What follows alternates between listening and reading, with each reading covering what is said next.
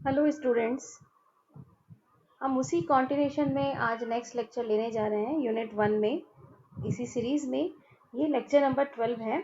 और इससे पहले लेक्चर में आपने लेक्चर नंबर 11 में जो टॉपिक पढ़ा था वो था second order linear differential equation with variable coefficient, जहाँ पर मैंने आपको इससे प्रीवियस एक मेथड सिखाया है solution by using normal form. तो आज इस वीडियो में हम इसका नेक्स्ट मेथड डिस्कस कर रहे हैं, solution bye changing independent variable.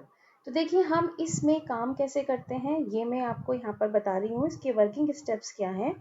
तो यहाँ पर भी हम प्रीवियस वीडियो की तरह सबसे पहले अपने डिफरेंशियल इक्वेशन को स्टैंडर्ड फॉर्म में कन्वर्ट करते हैं। और स्टैंडर्ड फॉर्म हम इसे प्रीवियस लेक्चर में पढ़ चुके हैं कि सेकेंड ऑर्डर का जो स्टैंडर्ड फॉर्म है वो है d2y by d x square plus p d y by d x plus q y equals to r, जहाँ पर ये जो आपके पास p q r हैं ये आपके पास फंक्शंस ऑफ x हैं, फंक्शंस ऑफ x। अब आपको इस डिफरेंशियल इक्वेशन का आपको सॉल्यूशन निकालना है और क्वेश्चन में स्पेसिफाई होगा बाय चेंजिंग इंडिपेंडेंट वेरिएबल। तो देखिए नाम से क्लियर है, इंडिपेंडेंट वेरिएबल को चेंज कर दो। तो अगर इस डिफरेंशियल इक्वेशन की मैं बात करूं तो इस डिफरेंशियल इक्वेशन में हम पढ़ते हैं dy बाय dx। तो y हमारे पास क्या है, y हमारे पास डिपेंडेंट वेरिएबल है और x आपके पास क्या है, ये आपके पास इंडिपेंडेंट वेरिएबल है। तो इस मेथड में वो कहता है कि इस इंडिपेंडेंट वेरिएबल को चेंज करते हुए आप इस डिफरेंशियल इक्वेशन का सॉल्यूशन निकालिए। तो नाम से क्लियर है कि आप यहाँ पर इंडिपेंडेंट वेरिएबल मीनिंग x को चेंज करेंगे। देखिए चेंज करने का क्या प्रोसीजर है, क्या वर्किंग स्टेप है, ये मैं अब आपको बता रही हूँ। तो यहाँ फर्स्ट स्टेप में आप उसी तरीके से सबसे पहले पी क्यू आर निकाल लें, अपने क्वेश्चन को स्टैंडर्ड फॉर्म से कंपेयर करें। और स्टैंडर्ड फॉर्म का मीनिंग है d2y by d x square का कोफिशिएंट 1 होना चाहिए। कंपेयर करके पी क्यू आर निकालें। सेकेंड स्टेप में क्या है कि यहाँ मैं आपको एक्सप्लेन कर चुकी हूँ कि यहाँ आप कौन से वेरिएबल को चेंज कर रहे हैं, x को चेंज कर रहे हैं, अदर वेरिएबल। तो मैंने जो अदर वेरिएबल लिया है वो है z।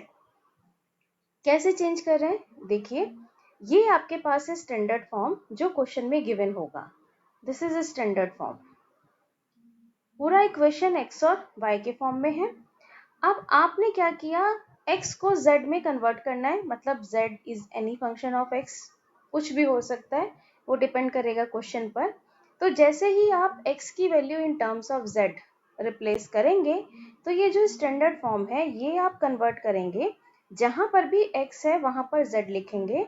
तो ये स्टैंडर्ड फॉर्म कन्वर्ट होगा d2y by d z square, p की जगह आ जाएगा p1 क्योंकि जो इसके कोफिशिएंट है वो भी कन्वर्ट हो जाएंगे, dy upon dz plus q की जगह आ गया q1y और राइट हैंड साइड r की जगह आ गया r1। इसे आप अपने क्वेश्चन में इक्वेशन नंबर 1 लेकर चलेंगे क्योंकि हमें यही इक्वेशन बनानी है। क्वेश्चन हमें ये दिया गया होगा इन terms of y and x, लेकिन इसे देखकर हमें डिफरेंशियल इक्वेशन बनानी है इन terms of y and z। अब हमारे पास ना तो z और x का रिलेशन है, ना p1 है, ना q1 है, ना r1। इसका मीनिंग आपको यहाँ पर चार चीजें निकालनी है फॉर x और z का relation p1, q1 and r1। तो जब आपके पास ये चारों चीज होंगी तो आप ये कहाँ सब्स्टिट्यूट करेंगे, इक्वेशन नंबर 1 में। आपके पास एक इक्वेशन डिफरेंशियल इक्वेशन फॉर्म हो जाएगी जो आप ऑलरेडी पढ़ चुके हैं, जिसके सॉल्यूशन आप जानते हैं। तो देखिए किस तरह से निकालेंगे। तो सबसे पहले हम निकालते हैं x और z का रिलेशन। कैसे निकालते हैं x और z का रिलेशन, तो स्टेप नंबर 3 पर जाते हैं। Choose z such that dz over dx का whole square equals to q। अब q कहाँ से मिलेगा, q क्वेश्चन से मिलेगा। तो यहाँ पर एक कंडीशन है इसे सेलेक्ट करने की कि q remains whole square without surds sign and ignore negative. तो देखिए मैं इसको यहाँ एक्सप्लेन करती हूँ, इसका कहने का मीनिंग क्या है। फर्स्ट एग्जांपल मैंने कंसीडर कर लिया, किसी क्वेश्चन में q की वैल्यू है 4 साइन स्क्वायर x। अगर किसी क्वेश्चन में 4 साइन स्क्वायर x है तो आप इसे कंप्लीट लिख सकते हैं 2 साइन x का होल स्क्वायर। ये कंप्लीट एक नंबर का होल स्क्वायर बन गया। तो जब आप इस मेथड को यूज करेंगे तो आप dz अपॉन dx का होल स्क्वायर ये पूरा टर्म एक साथ ले सकते हैं। This is 4 sign square x। ना तो इसमें कोई फ्रैक्शनल पावर इंट्रोड्यूस हो रही है, ना कोई नेगेटिव साइन है। अब दूसरा एग्जाम्पल अगर मैं ये ले लूँ, मान लीजिए q की वैल्यू किसी क्वेश्चन में मिल गई आपको माइनस का 2 साइन स्क्वायर x। तब आप इस केस में क्या करेंगे, आप dz अपॉन dx का जब होल स्क्वायर लेंगे तो आप माइनस साइन को इग्नोर कर देंगे। ये माइनस नहीं लेना मुझे, जहां पर भी माइनस हो इग्नोर। 2 भी नहीं लेना है क्योंकि 2 किसका होल स्क्वायर बनेगा, √2 का। तो हमें रूट, यही लिखा है कि कोई फ्रैक्शनल पावर शर्ट्स का साइन ना हो, तो ये √2 भी नहीं लेना। तो यहाँ पर इसे लेते हुए आप पूरा का पूरा -2 को इग्नोर कर दें और सिर्फ क्या ले लें, ओनली ले लें साइन स्क्वायर x। ऐसा करने से क्या होगा, आपके क्वेश्चन सिंपल हो जाएंगे, ना तो उसमें कहीं अंडर रूट का साइन होगा। बाई चांस आपने कहीं निगेटिव साइन ले लिया तो जब मैं इसमें कहूँ कि भाई dz अपॉन dx निकालिए तो आप कहेंगे अंडर रूट में माइनस आ गया, आयोटा आना चाहिए। तो हमें ना तो कहीं आयोटा चाहिए, ना हमें कहीं रूट का साइन चाहिए। तो हमें क्वेश्चन को सिंपल बनाना है, तो हम सिर्फ क्या लेट करके चलेंगे, this is sine square x। तो ये लेने का तरीका क्वेश्चन से आगे क्लियर हो जाएगा। इसके बाद स्टेप नंबर 4 में हम निकालेंगे P1, Q1 एंड R1। अब P1 निकालने का फॉर्मूला क्या है आपके पास, d2z by d x square plus p d z by d x over D z upon d x का होल स्क्वायर। अब ये देखिए dz अपॉन dx का होल स्क्वायर आपको स्टेप नंबर 3 से मिल जाएगा। dz अपॉन dx ये भी आपको स्टेप 3 से मिलेगा और d2z अपॉन dx स्क्वायर ये भी आपको स्टेप नंबर 3 से ही मिलेगा। p क्वेश्चन से मिल जाएगा, p क्वेश्चन में वैल्यू होगी। Q1 क्या है, Q original value divided bye dz upon dx का होल स्क्वायर। R1 R की original value divided bye dz upon dx का होल स्क्वायर। अब आप क्वेश्चन में P1, Q1, R1 निकाल के, ये तीनों वैल्यू निकाल के कहाँ पुट करेंगे, इक्वेशन नंबर 1 जो आपको बताई थी। ये इक्वेशन क्या है, d2y by d z square plus P1 dy by d z plus Q1y equals to R1। ये आपके पास इक्वेशन है, इसमें आप पुट करेंगे और इसे सिंप्लीफाई मतलब इसी का सॉल्यूशन निकालेंगे।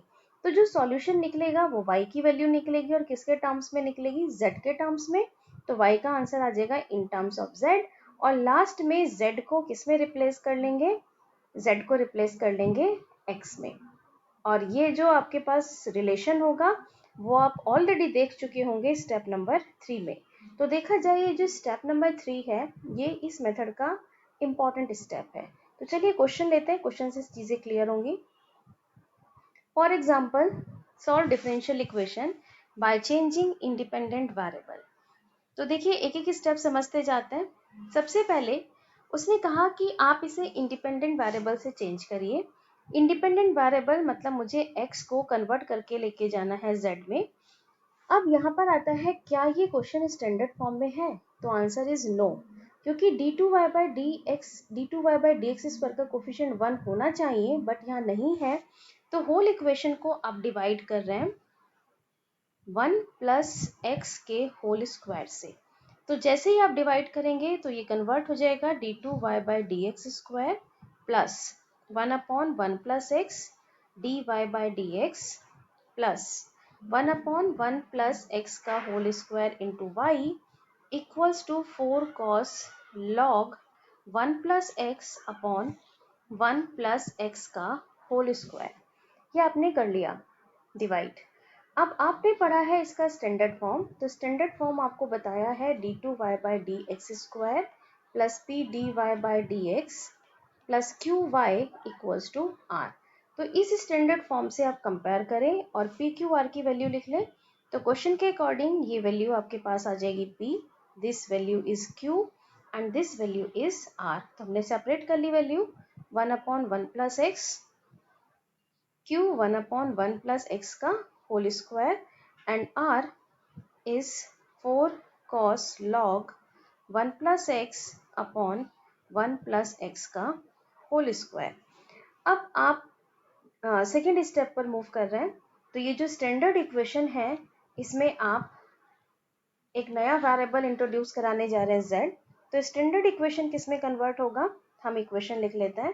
तो इक्वेशन हमारे पास कन्वर्ट होगा, this is d2y by d z square plus p1 dy by d z plus q1y equals to r1। This is equation number 1, ये हमें बनाना है।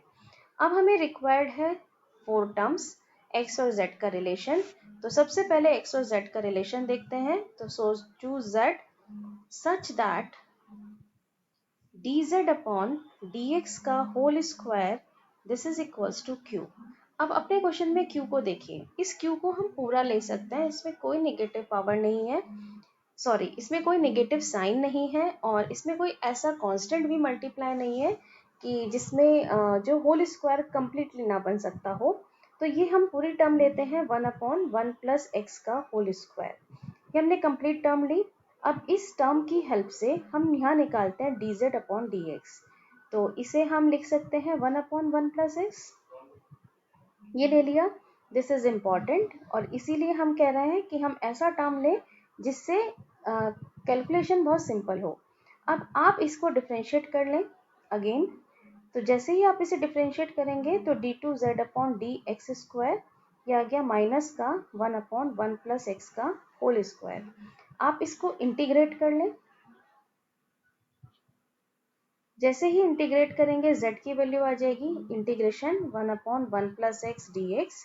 तो आपके पास देखिए z का एक रिलेशन आ गया इन terms of x log 1 plus x. तो इस क्वेश्चन के लिए z की वैल्यू log 1 प्लस एक्स। ये इम्पॉर्टेंट, दिस इज इम्पॉर्टेंट कि जहां पर भी x और z में रिलेशन देखना है वो है z equals to log 1 plus x.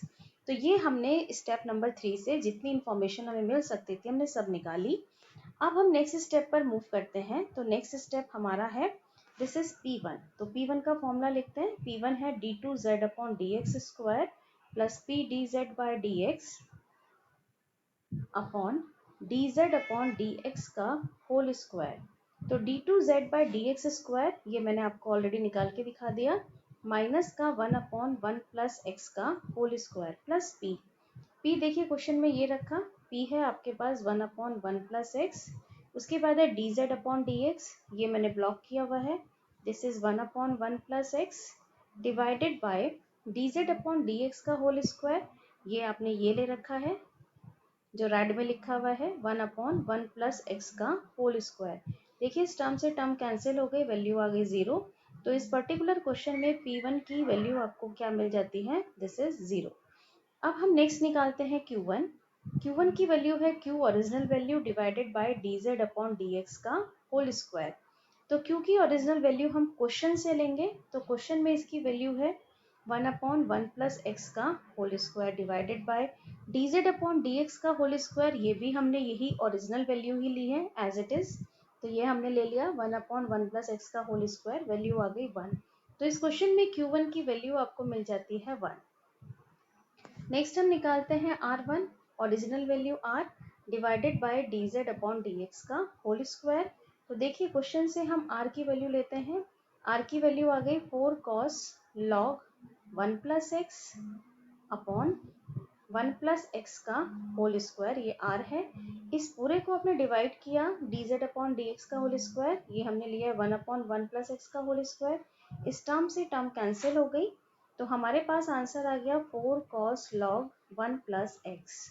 अब देखिए ये जो आंसर है ये ध्यान देने वाली चीज़ है। जब भी आप एग्जाम में या इन टाइप के क्वेश्चंस में काम करते हैं, हमें R1 मिला इन टर्म्स ऑफ x और हमें पता है देखिए जो इक्वेशन 1 है ये पूरी इक्वेशन z में है, y और z में, मतलब x कहीं नहीं आएगा z में। तो जब आपको R1 in terms of z मिले तो आप z को x in terms of x मिले तो आप इसे z में कन्वर्ट करिए। तो ये बन गया 4 cos। अब आपको देखना है log 1 प्लस एक्स, इसके लिए आप अपने रिलेशन को यूज करेंगे। रिलेशन है log 1 प्लस एक्स कितना है, z है। तो ये वैल्यू आ गई 4 cos z, this is equals to R1।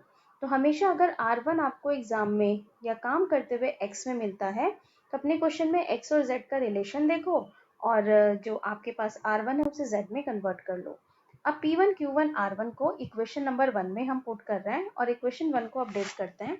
So equation 1 converted into d2y by dz square plus P1 तो 0 हो गया, dy by dz plus Q1 ये 1 आ गया into y equals to 4 cos z। अब ये जो डिफरेंशियल इक्वेशन है ये कन्वर्ट हो गई कांस्टेंट कोफिशिएंट में। इसका सॉल्यूशन आप ऑलरेडी निकालना जानते हैं जो हमने वीडियो लेक्चर 1 to 8 में पढ़ा है CF एंड PI।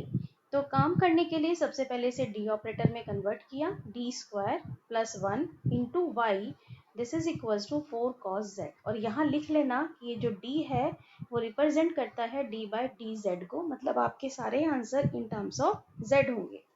तो चलिए इसकी ऑक्सिलरी इक्वेशन ये आपके पास आ जाती है m square plus 1 equals to 0, और इसके रूट्स आ जाते हैं इमेजिनरी प्लस माइनस आयोटा। तो इमेजिनरी रूट्स के कॉरेस्पॉन्डिंग जो हम सी एफ लिखते हैं, इसका रियल पार्ट 0, तो e raise to the power 0 into z c one cos z plus c two sine z, ये आपके पास answer in terms of z जा रहे हैं। अब आप इस जेड को उसमें कन्वर्ट कर सकते हैं एक्स में। तो देखिए मैं z की वैल्यू पुट कर रही हूँ, सी वन कॉस, क्वेश्चन में z का जो रिलेशन है वो z equals to log 1 plus x है, तो z की जगह आपने log 1 प्लस एक्स रख लिया, plus c two sine log 1 plus x, ये आपके पास वैल्यू आ जाती है, दिस इज सी एफ। अब सी एफ के बाद हमें इस क्वेश्चन में निकालना है पी आई। तो चलिए पी आई निकालते हैं। पी आई का हम फॉर्मूला पढ़ते हैं 1 upon F D into Q. अब आपके पास जो क्वेश्चन में एफ डी है वो है 1 अपॉन डी स्क्वायर प्लस 1, और क्यू की वैल्यू इस क्वेश्चन में है 4 कॉस जेड।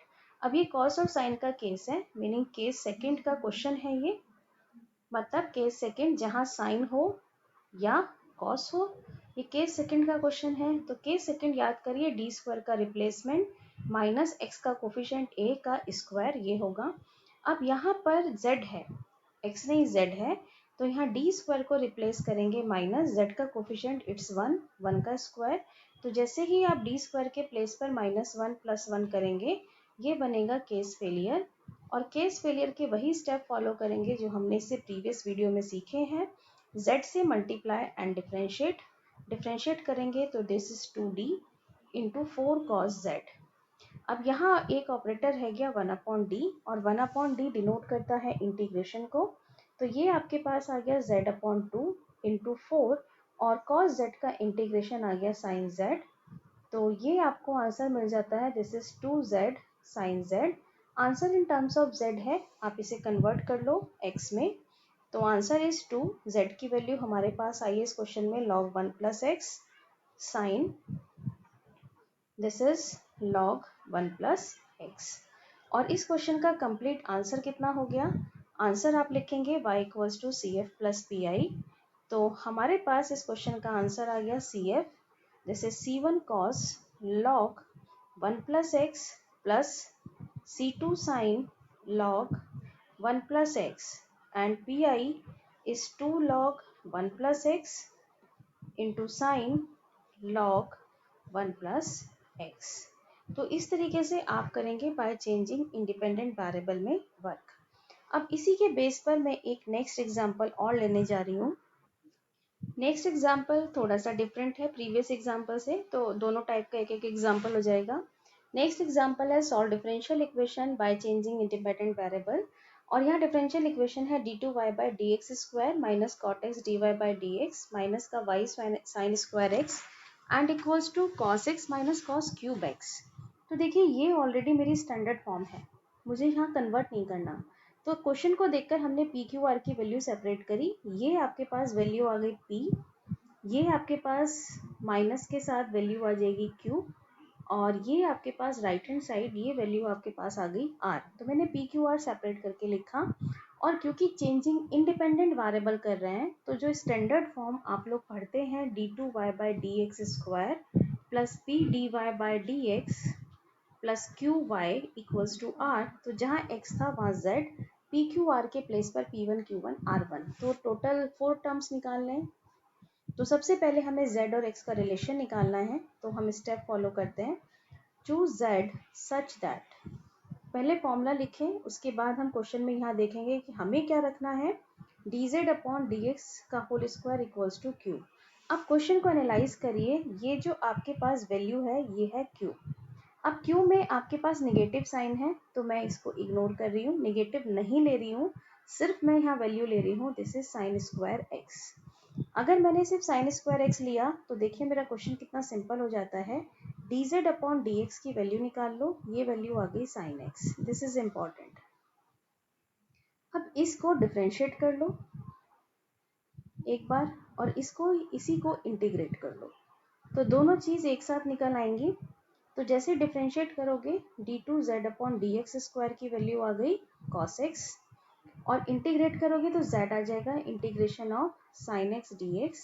तो इस क्वेश्चन में z का रिलेशन आ गया माइनस का cos x। This is important for this question. अब यहाँ पर हम चलते हैं नेक्स्ट स्टेप पर। तो नेक्स्ट स्टेप में हमें जाना होता है PQ P1 Q1 R1 पर। तो P1 के कॉरेस्पॉन्डिंग फॉर्मूला लिखते हैं d2z/dx² plus p dz/dx upon dz/dx का होल स्क्वायर। तो देखिए d2z/dx² ये मैंने यहाँ निकाल दिया, ये वैल्यू आपके पास आ गई cos x प्लस p। अब p आपको क्वेश्चन से मिलेगा, p आपके पास है माइनस का cot x, और dz/dx ये ब्लॉक किया हुआ है, this is sin x upon, और dz/dx का होल स्क्वायर ये हमने लिया है, this is sin square x। तो चलिए इसे सिंप्लीफाई कर लेते हैं। This is cos x plus cot को लिख लो माइनस का cos अपॉन साइन, और देखिए साइन से साइन कैंसिल हो जाएगा, अपॉन का साइन स्क्वायर x।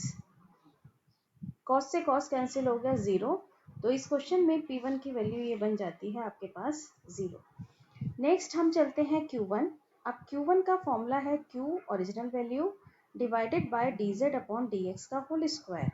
तो Q ओरिजिनल वैल्यू क्वेश्चन से लेंगे, ये माइनस के साथ है, तो ओरिजिनल वैल्यू तो क्वेश्चन में है Q माइनस का साइन स्क्वायर x, और dz/dx का होल स्क्वायर हमने जो लिया है ये हमने लिया हुआ है साइन स्क्वायर x। तो ये आपके पास आ गया साइन स्क्वायर x, तो कैंसिल होके वैल्यू आ गई माइनस का 1। This is equals to Q1। अब नेक्स्ट निकालते हैं हम R1। R1 में है R original value divided bye dz/dx का होल स्क्वायर, और क्वेश्चन के अकॉर्डिंग R की value cos x minus cos cube x ये आपने रखा, और डिवाइड आप कर रहे हैं ये जो हमने ली है value sign square x। Simplify कैसे करें, cos x को कॉमन ले लिया, 1 माइनस का cos square x divided by sine square x। 1 minus cos square x से sign square x cancel out. तो देखिए यहाँ पर R1 आपके पास आ गया cos x। और अभी आपको एक चीज़ समझाइए, अगर आंसर x में आ रहा हो तो उसे z में कन्वर्ट करो, इसके लिए रिलेशन देखना है। तो रिलेशन क्या है कि cos x की वैल्यू कितने के बराबर रख दूँ, तो इसके अकॉर्डिंग cos x की वैल्यू मैं रख दूँ माइनस का z।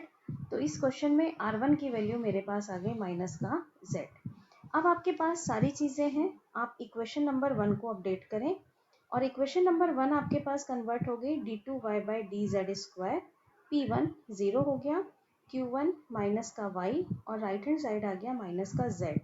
क्वेश्चन कन्वर्ट हो गया कांस्टेंट कोफिशिएंट में, जिसका सॉल्यूशन हम ऑलरेडी जानते हैं। सॉल्यूशन होगा CF प्लस PI। अब CF और PI निकालने के लिए इसे मुझे कन्वर्ट करना होगा कैपिटल D, तो कैपिटल D ऑपरेटर में कन्वर्ट कर लो, माइनस का z ये, इसकी ऑक्सिलरी इक्वेशन बना लो, तो ये ऑक्सिलरी इक्वेशन आ गई m² minus 1 equals to 0, m equals to plus minus 1। तो इसके कॉरेस्पॉन्डिंग CF बहुत ही simple, C1 e raise to the power z। Answer याद रखना, ये जो कैपिटल D है वो d/dz है, पूरा equation with respect to z है। तो यहाँ पर this is C2 e raise to the power minus z। z को रिप्लेस कर लो, देखो z का रिलेशन क्या आया है, z का रिलेशन है माइनस cos x, तो z की वैल्यू आ गई माइनस का cos x and C2 e raise to the power cos x। ये आपके पास आ गया CF। अब निकालते हैं क्वेश्चन में PI का फॉर्मूला 1/FD इंटू Q, और क्वेश्चन में अपना FD सर्च करो। FD आपके पास है 1/d² माइनस 1। Q देखो ये राइट हैंड साइड है माइनस का z। कौन सा केस है, ये है केस थर्ड। केस थर्ड पढ़ाया है आपको PI का, जहाँ x की पावर m मीनिंग पॉलिनोमियल का केस। तो पॉलिनोमियल में याद रखो बाइनोमियल बनाना है। बाइनोमियल बनाने के लिए हमारे लिए जो इम्पोर्टेंट टर्म है डिनोमिनेटर है, यहाँ से लोएस्ट डिग्री टर्म कॉमन निकालते हैं। तो -1 को आपने कॉमन ले लिया, तो फर्स्ट टर्म बनानी है बाइनोमियल की 1 माइनस का d² इंटू माइनस z। अब आप यहाँ पर देखिए ये जो बाइनोमियल एक्सपेंशन है वो 1 माइनस एक्स इनवर्स का है, तो सारी टर्म पॉजिटिव आती हैं, तो आप इसे ओपन करते चले जाओ। -1 ये लिख लिया मैंने। पहले आप इस फैक्टर को ऊपर लेके जाओगे, ये बन गया इन्वर्स और ये हो गया माइनस का z। इस माइनस माइनस को कर लो प्लस और इस पर बायनोमियल एक्सपेंशन अप्लाई करो। तो जैसे ही आप इस पर बायनोमियल एक्सपेंशन अप्लाई करेंगे बनेगा 1 + d² d⁴ up to so on और ये रह गया z। अब हम कैसे डिसाइड करते हैं कि हमें कितनी टर्म्स लेनी है? वो डिसाइड करते हैं इसके पॉलिनॉमियल से। ये कितनी बार डिफरेंशिएट हो सकता है? ये सिर्फ एक बार डिफरेंशिएट हो सकता है, इससे ज़्यादा नहीं होगा। इसका मीनिंग d² से लेकर आगे तक की सारी टर्म आपको क्या करनी है? नेगलेक्ट करनी है। तो इसका मीनिंग क्या वैल्यू आ गई? ओनली z आ गया। तो हमारे पास pi की वैल्यू आ गई z और z हमारे पास क्या है? क्वेश्चन के अकॉर्डिंग z क्या है? देखिए हमने एक रिलेशन निकाला था, z की वैल्यू हमारे पास माइनस का cos x। तो ये आ गई वैल्यू ऑफ pi। तो अब अपना फाइनल आंसर लिख लो। तो फाइनल आंसर आ गया CF + PI। CF हमने निकाल रखा है, CF की वैल्यू है C1 e⁻ -cos x plus C2 e⁻ cos x और माइनस का cos x। ये आपके पास इस क्वेश्चन का आ गया फाइनल आंसर। तो चेंजिंग इंडिपेंडेंट वेरिएबल के अंदर जो इम्पॉर्टेंट स्टेप है वो सबसे इम्पॉर्टेंट स्टेप है dz/dx का whole square equals to q, meaning z को निकालना। तो बस एक टिप्स याद रखिएगा, नेगेटिव है इग्नोर कर दीजिएगा और वो लीजिए जो कम्प्लीटली होल स्क्वायर बनता हो। तो सिंपल है, CF एंड PI निकालना है, ऑलरेडी आप पढ़ चुके हैं। तो आई थिंक आपको इस लेक्चर से ये मेथड क्लियर हो गया होगा और इसके लास्ट में मैंने यहाँ कुछ क्वेश्चन डाले हैं इस मेथड पर बेस्ड। तो एज ए प्रैक्टिस आप इन दोनों क्वेश्चन को कर सकते हैं। Thank you so much.